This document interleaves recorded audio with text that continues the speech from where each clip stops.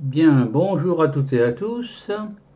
Dans le cadre de la culture sociétale, de mon suite aux 800 heures de cours, nous allons recevoir aujourd'hui, une fois de plus, Maurice Genevoix de l'Académie française, anciennement secrétaire perpétuel même de l'Académie, qui nous envoie du front de 14-18 et par-delà le temps, bien sûr, des petites historiettes que j'ai sélectionnées dans la lecture de ce livre.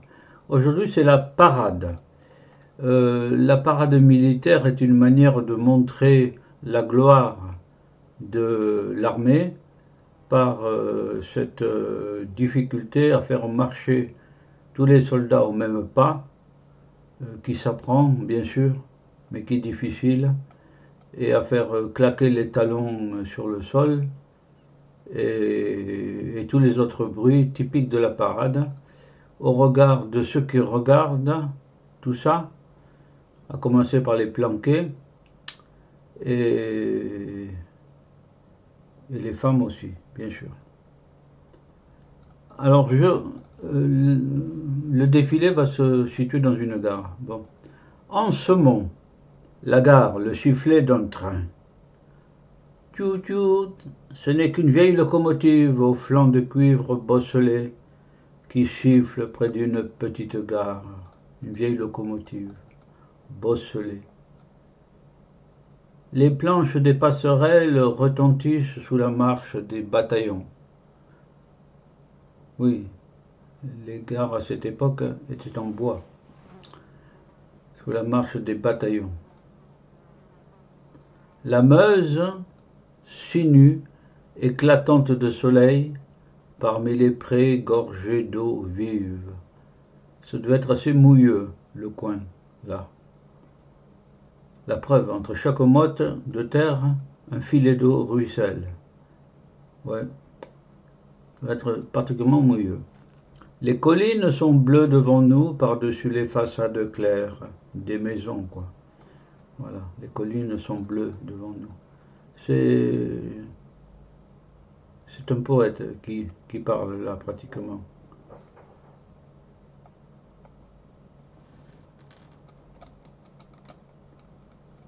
Pas cadencé. Voilà comment on marche quand on est soldat du 106e. Oui, voilà comment on marche. Vous pouvez regarder, vous autres, debout au seuil de vos portes, vous pouvez regarder.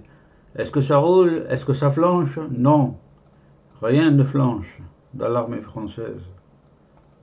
Regarde, jeune coiffeur aux jambières miroitantes, au passage, et souris même si tu veux.